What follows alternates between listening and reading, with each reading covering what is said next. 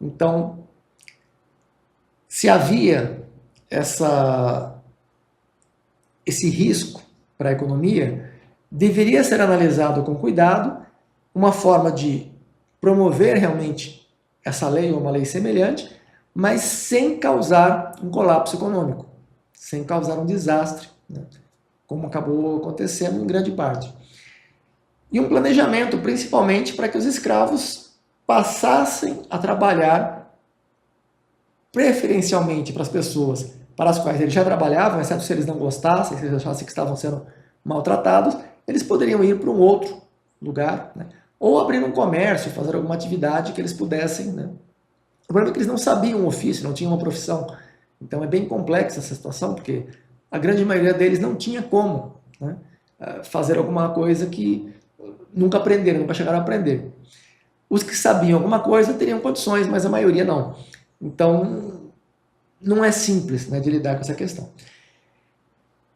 Enfim, então eu concordo parcialmente com o que ele disse, que há falhas na lei. O motivo que ele aponta, principal ou único, né, da falha, que seria a indenização dos proprietários, eu não concordo totalmente, mas eu concordo parcialmente.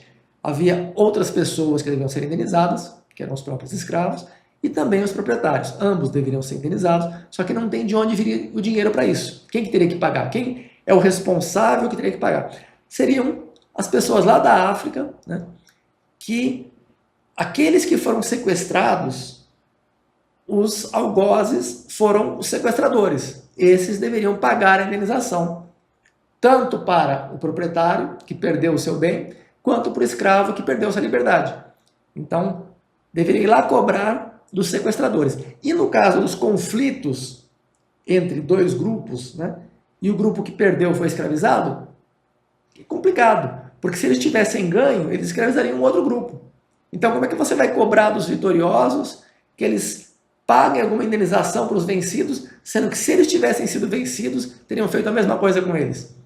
Então, é difícil saber de quem viria esse dinheiro, quem seria a fonte justa de pagar uma indenização, né, para essas pessoas, tanto os escravos quanto os escravagistas. Então, é uma situação assim delicada. A pessoa que critica o Amoedo sem analisar todas essas nuances, essas complicações, está fazendo uma análise superficial, incompleta, tendenciosa. Né? Então não é assim que se analisa a situação, é muito mais complexa do que parece. Com relação à minha interpretação do que eu acho que é a personalidade, é o perfil do Renato. Ele é uma pessoa extremamente correta, idealista, ele é uma pessoa autêntica, franca, ele não tem medo de falar o que ele pensa, né? Em questões polêmicas, inclusive. Então, se ele acha que o certo é isso, ele vai falar independentemente das consequências, e foi o que ele fez. Então, ele se manifestou, ele, como eu já comentei na entrevista com o Victorelli, o Renato ele não fala detalhadamente o que ele pensa, ele coloca uma primeira camada de informação muito reduzida, né, uma síntese do que ele pensa. Se a pessoa aceita, ele progride na exposição. Se a pessoa apresenta alguma objeção, aí ele vem com uma segunda camada de explicações mais detalhadas de por que ele apresentou aquela informação, o que justifica aquele pensamento dele. Né?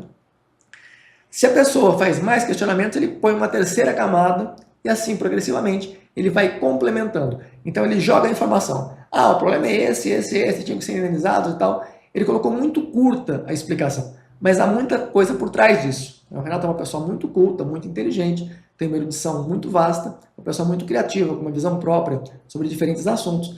Então, quando ele coloca a informação de forma muito sintetizada, a pessoa não sabe tudo o que ele pensou para sintetizar ao ponto de colocar aquilo que ele colocou. Parece que ele está falando só aquilo, mas ele pensou muito mais além daquilo. Ou pelo menos ele tem já pensado anteriormente, já tem uma opinião formada sobre aquela questão, depois de refletir muito sobre aquele assunto. Não é uma coisa que ele está jogando ali, ele falou uma frase de 15 segundos, de 1 minuto, só que ele pensou horas sobre aquele assunto e ele já tem uma opinião muito bem fundamentada, né, com vários detalhes, com várias nuances e geralmente com respostas para quase todas as objeções que as pessoas teriam para o ponto de vista dele. Então não é simples. Né? A pessoa pega e, ele falou bobagem aqui, ele teve um posicionamento. Não é bobagem, é uma questão muito difícil de julgar. É uma questão extremamente difícil. Né? Então, a minha opinião sobre o Renato é que ele não fala bobagem, ele fala Às vezes ele fala alguma coisa que não é correta, que eu não concordo, às vezes não é uma questão de ser correto ou não, às vezes eu não concordo, às vezes objetivamente não é correto, assim como às vezes eu também digo algumas coisas que não são necessariamente corretas.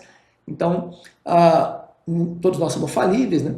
Então, independentemente de ser correto ou não as opiniões dele, ele sempre tem bons motivos para justificar aquelas opiniões. Eu posso também não concordar com os motivos, muitas vezes, mas ele tem justificativas bastante plausíveis, bastante inteligentes, que fundamentam as visões dele. Então, chegar e criticar, ele falou isso aqui porque ele é contra, ele é a favor da escravidão. Não, ele não falou nada disso. Ele não falou que é a favor da escravidão. Ele falou que naquele momento específico, né, causou alguns problemas para a economia, teve um impacto que poderia ter sido evitado, poderia ser tratado de uma maneira diferente. Enfim, a crítica que ele teria para fazer seria muito mais detalhada do que ele acabou expondo. Ele expôs uma informação muito reduzida, né? Mas teria muito mais a falar sobre esse assunto. E eu não vou ficar prolongando muito mais, né? Porque é basicamente isso. A minha opinião sobre o Renato é de que ele não falou nada demais, nada de errado nesse assunto. Ele pode ter se posicionado talvez de uma maneira muito simplificada, muito reduzida. Ele geralmente faz isso, ele coloca uma primeira camada de informação e à medida em que a pessoa apresenta objeções, ele vai colocando mais camadas complementando, né, e preenchendo as lacunas que ficaram da informação inicial. Mas a visão que ele tem geralmente é muito mais complexa e profunda do que ele coloca no primeiro momento. Então o que ele disse ali não é simples de julgar, né? É basicamente isso. Então, nem eu nem o Renato somos a favor da escravidão, é óbvio, né? Acho que ninguém em plena consciência, ninguém sensato é a favor da escravidão, isso é uma coisa absurda, né? Porém, ser a favor da assinatura da Lei Áurea naquele momento, naquelas circunstâncias, é uma questão bastante complexa, inclusive por questões de comércio exterior na época, né? Questões políticas, questões não só ideológicas, mas tem muitas outras vertentes que precisam ser consideradas nessa situação, e por várias razões o Brasil, né, acabou, Brasil não propriamente, mas a princesa Isabel, né, acabou assinando a lei naquele momento, e eu não saberia julgar se é certo ou não, é muito difícil de julgar, no fim das contas. O que eu sei julgar é que a escravidão é errada, a escravidão é uma coisa que não deveria existir. Só que não foram essas pessoas que compraram os escravos, que produziram os escravos, né, que criaram a escravidão. Eles consumiram escravos que já estavam escravizados e que permaneceriam escravizados independentemente deles comprarem esses escravos. Então tem vários pontos, né, que deveriam ser analisados aí. E já teve a proibição antes, né, da abolição, já tinha, além da lei do ventre livre, do sexagenário, teve uma lei que proibiu o comércio de escravos da África. Então já tive mais uma restrição aí.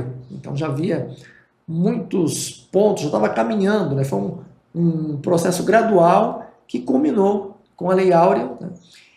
Enfim, a questão é basicamente essa, né? Então, muitas pessoas que estão fazendo críticas é porque querem se aproveitar da visibilidade dele, né? Querem montar no sucesso dele para fazer ofensas e tal. Outros são realmente porque têm um posicionamento contrário, né? Tem pessoas que realmente têm uma visão radicalmente contra o que ele disse. Eu, por exemplo, tenho uma visão radicalmente contra alguns pontos, né? Não todos os pontos, e, de um modo geral, analisando o conjunto da declaração, eu assisti o vídeo 2, 3 vezes para ver com bastante atenção alguns detalhes, né? Não percebi nada que fosse assim maldoso, que fosse mal intencionado, e ele faz declarações que fornecem munição para os opositores, né, que gostam de criticar, que gostam de ofender, que gostam de fazer acusações contra ele. Então, assim, não, qualquer coisa que ele dissesse, independentemente de ser correto ou não, eles tentariam usar isso contra ele. Teve uma mulher que falou que o Renato Amoedo é um ativista bolsonarista. Eu não sabe nada sobre ele, né? Não tem nada de bolsonarista. Ele critica o Bolsonaro há muito tempo. Ele já apoiou o Bolsonaro antes da eleição, né, de 2018, mas ele não apoia mais, ele critica o Bolsonaro, é um dos maiores críticos do Bolsonaro, ele xinga o Bolsonaro, né? Então, falar que ele é bolsonarista não faz o menor sentido, mostra que a pessoa nem procurou se informar, né, sobre quem é, sobre o que ele faz, sobre o discurso dele. Assistia lá um trecho de 15 segundos, de 1 minuto, e saiu aí fazendo crítica sem o menor fundamento, né? Então, sugiro às pessoas que, se você quer criticar, seja o Amoedo, seja qualquer outra pessoa, procura se informar antes. Né? Você vai criticar, por exemplo, Olavo de Carvalho. Ele criticava o Galileu, ele criticava o Einstein, criticava o Newton, criticava o Darwin, criticava muita gente, criticava o Cantor. Né? Ele se informava razoavelmente, muitas vezes ele não entendia o suficiente sobre o assunto. Por exemplo, ele criticava o Galileu, em alguns pontos ele tinha razão nas críticas. Por exemplo, a teoria do Galileu sobre cometas era errada. Né? A teoria do Galileu sobre marés também era errada. A teoria do Galileu sobre o movimento dos corpos era mais próxima da correta do que a do Ptolomeu. Então, em alguns pontos, o Galileu estava mais certo. Né? Então, algumas críticas do Olavo eram certas, outras não eram, mas mesmo quando as críticas dele não eram certas, ele procurava se informar antes, ele pesquisava antes. Né? Ele lia bastante coisa a respeito e tal, então ele procurava se inteirar do assunto antes de dar uma opinião. Às vezes, mesmo se informando, não dava para se aprofundar o suficiente. Por exemplo, não dá para você criticar o Newton com base numa pesquisa de 2 horas. Você tem que ler o Principia, você tem que ter uma noção boa de física, você tem que dedicar ali uns 2 anos para você ter uma noção básica, para ter um pouco de noção para poder entender o que o Newton fez. Né? Então, não é você chegar com uma análise de 2 horas, de um fim de semana, e começar a criticar o Newton. Não faz o menor sentido isso. E o Einstein, pior ainda, é muito mais complexa. A teoria do Newton, pelo menos, ela é intuitiva. A da relatividade não é tão intuitiva. Né? Ela é muito mais... Ela passa a ser intuitiva depois que você aceita as premissas, né? Os postulados, os 2 postulados que o Einstein propôs. Mas se você começa a seguir, por exemplo, o caminho de Poincaré, né? A análise que o Poincaré fez para deduzir a teoria da relatividade é muito complexa. Não é uma coisa que você analisa aquilo por 2 horas e está resolvido. Não. Você tem que pensar muito sobre aquilo, você tem que refletir sobre aquilo, você tem que entender os processos. Né? Então, as críticas que o Olavo fazia, algumas vezes, embora ele pesquisasse antes, não se aprofundava o suficiente para dominar aquele assunto a ponto de poder fazer uma crítica consistente. Mas ele pelo menos pesquisava. E tem pesquisadores, de modo geral, né, que escrevem artigos criticando outros artigos, criticando certas ideias, geralmente eles se informam o suficiente. Por exemplo, o Roberto de Andrade Martins, quando ele critica o Marcelo Gleiser, é um assunto que ele domina muito bem, ele pesquisou, ele leu com atenção, ele entendeu muito bem, e aí ele fez as críticas dele, algumas delas exageradas, outras fundamentadas, mais de 90% das críticas, mais de 80% das críticas que ele fez são fundamentadas. Teve algumas críticas que ele não fez, que deveria ter feito também, houve algumas falhas, né, do Marcelo Gleiser que o Roberto deixou de apontar. Entre as falhas que ele apontou, algumas não eram falhas, ou foram erros de interpretação do Roberto, que foram poucos casos, ou foram situações que admitiam também a interpretação do Marcelo. Admitiam a interpretação do Roberto e também a do Marcelo. Então, eram flexíveis, né? Alguns casos. Então, algumas críticas não eram justificadas por esse motivo. Mas, de modo geral, as críticas do Roberto foram muito boas, muito esclarecedoras, muito didáticas. Então, foram críticas desnecessariamente agressivas, na minha opinião, foram muito ácidas, né? Muito, às vezes até ofensivas, não precisava ser ofensivo. Ele podia ter feito uma crítica estritamente técnica e impessoal. Né? A crítica dele ultrapassou um pouco o limite do que seria uma análise científica e, em vários aspectos, né, acabou sendo desnecessariamente agressivo nos comentários que ele fez. Mas, em geral, as análises do Roberto são de um nível muito alto, são muito boas, as análises do Roberto de Andrade Martins. As análises que ele faz do Einstein, por exemplo, os melhores livros do Einstein, que tem em língua portuguesa, são do Roberto de Andrade Martins, da teoria da relatividade especial. Né? A contribuição do Einstein também para a mecânica quântica. Então, são livros de um padrão muito bom. São geralmente conteúdos que você não encontra em outras fontes. Enfim, se você for criticar, né, qualquer pessoa que seja, o Renato, o Einstein, seja lá quem for, pesquise sobre o assunto, procure saber o que a pessoa falou, procure conhecer o assunto que você vai analisar, para não fazer críticas infundadas, ficar ofendendo a pessoa sem o menor cabimento, sem o mínimo de fundamento do que está dizendo. Senão você acaba passando vergonha, né, porque você vai acabar criticando o Renato, e na verdade o Renato não estava errado. E provavelmente você que estava errado por não saber o assunto e não saber o que o Renato disse de fato. Então é basicamente isso. Obrigado a todos pela atenção e até breve, se Deus quiser.